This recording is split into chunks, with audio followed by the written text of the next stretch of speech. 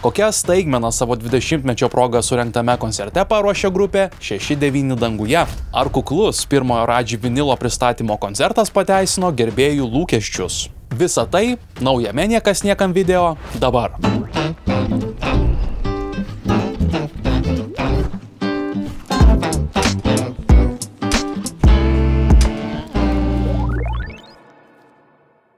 Balandžio 27 dieną Kauno Žalgirio arenoje skambėjo ilgai lauktas ir atominiu vadinamas grupės 6-9 danguje koncertas Velniškai greitai 20 metų. Gausus efektų ir emocijų šou sustiguotas taip, kad ketveriukė ir 13 tūkstančių jos gerbėjų neturėjo kada atsikvėpti. Velniško greičio vakarėlį pradėjo didžėjus Dinoro, kuris ragino užsikurti gerą nuotaiką ir patriukšmauti. Dar prieš koncertą grupės 6-9 danguje merginos minėjo, kad buvo maloniai nustebintos, kai muzikos festivalyje Granatos Dinoro sugrojo jų dainos Velniškas greitis versiją. Taip kilo idėja pasikviesti jį ir į savo jubiliejinį pasirodymą Žalgirio arenoje.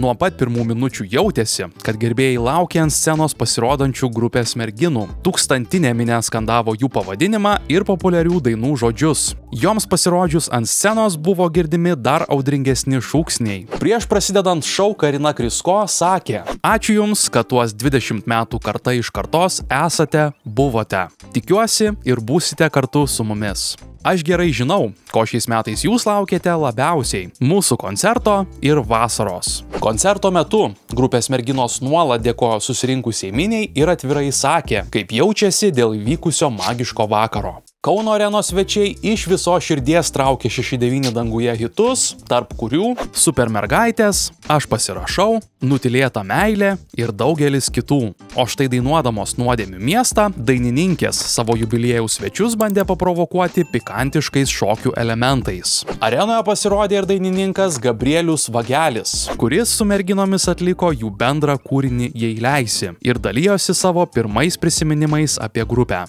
Vagelis 6-9 danguje gerbėjų akivaizdoje nepabūgo perdainuoti ir vieno iš jų hitų - dainos Gyvenu. Netrukus į sceną žengė ir koncerto staigmena tapę grupė Naujieji lietuviai. Atlikus garsiausias dainas, kaukę nusiėmė Egmontas Bžeskas, padėkoja susirinkusiems Žalgirio arenos svečiams. Pats Egmontas nesenai sugrįžo į meno pasaulį, tačiau Naujųjų lietuvių projekto idėjos išliko gyvos, aktyvios ir 6-9 danguje koncerte visą tai vėl įgavo kūną. Visi, kas dirba šiame koncerte, yra profesionalai. Mes užaugome ir rinkomės pačius geriausius savo srities specialistus Lietuvoje, sakė Goda Alijeva. Šarūnas Kirdeikis yra Žmogus orkestras, taip pat ir choreografė Kristina Pališkytė, kuri ruošia savo tverk stiliaus komandą ir pati duos gazo ant scenos. O tai yra tarptautinę karjerą padariusi šokio meistrė, dalyvaujanti įvairaus žanro konkursuose, renginiuose. Kaifuojame, kai matome, ką jos išdarinėja. Choreografas Šarūnas Kirdeikis paruošė dinamiškus numerius, o dizainerė Monika Kazakevičiūtė sukūrė 12 efektingų kostiumų, kuriuos merginos keitė pašėlusiu tempu. 6-9 danguje savo 20-mečio šou žada pakartoti Palangos koncertų salėje.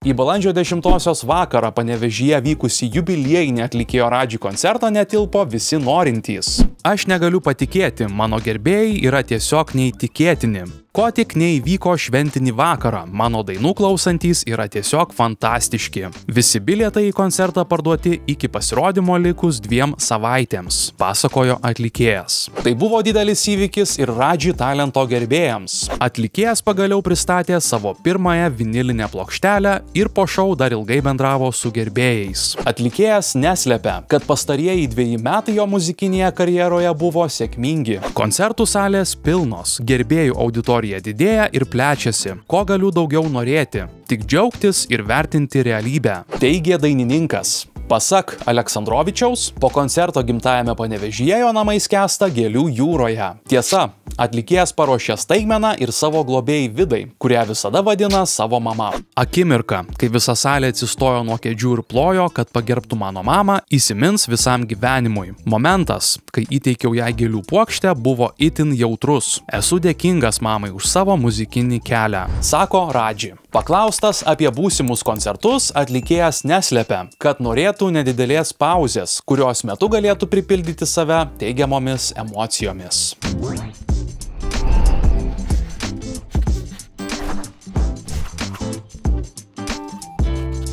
Šiandien naujienų tiek, pasimatysime po 2 savaičių. Nepamirškite pasidalinti video, paspausti patinka ir užsiprenumeruoti kanalą. Iki.